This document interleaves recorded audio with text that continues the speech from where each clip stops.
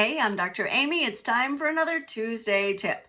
So last week we talked about why detox can feel kind of yucky. This week I want to talk about the 3 phases of detox and what's really happening here. So phase 1 is what we were talking about, those cytochrome enzymes in your liver, right? Cytochrome P450 system. These take the first step in all of the chemical reactions that have to happen for detox to happen. Remember, detox is not a filter, not in any way, right? It is a chemical process that's going on in your body that may take many, many steps to complete. So phase 1 are all of those cytochrome P450 enzymes that are actually converting these toxins into some kind of intermediary that we can then bond to something.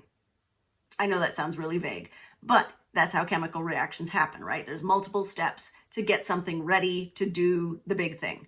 The big thing happens in phase 2, where we conjugate these molecules. So that thing that we got ready to bond to something is now going to bond to something. And that something will help it to be carried out of the body, right? Or allow it to be transported across cell membranes or whatever.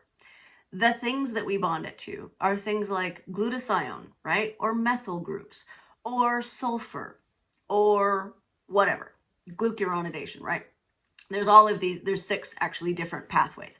Does not matter for now, but you need those molecules in order to be able to complete phase 2 detox.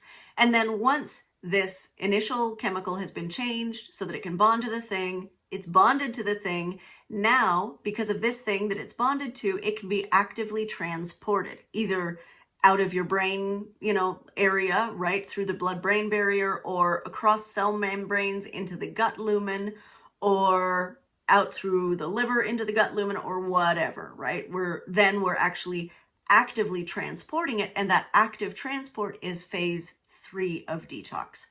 Again, not a filter. We actually have to snag this thing and pull it through a transport protein across cell membranes to get it out of there. That all requires a lot of energy, right? It's a lot of work for your body. It's a lot of metabolic work for your body. It's a lot of energy use, and it's a lot of resource use, because every one of those chemical reactions not only takes energy, but usually has cofactors, which could be vitamins, they could be minerals. It needs other things involved, right? So this process takes a lot from your body.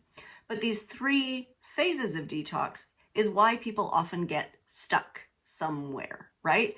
So either they don't have a cofactor to make one of the cytochrome P450 enzymes work, they don't have enough antioxidants to catch free radicals, they don't have one of these 6 bonding factors, right?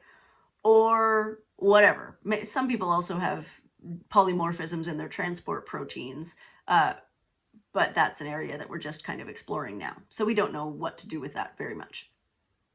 So with these 3 phases of detox, it's really, really important to make sure you have those resources before you start doing a detox, right? Or taking a liver support or whatever. You've got to really, really think about the whole process. That's why it matters to do detox with a practitioner who knows what they're doing. Okay, Tuesday tip.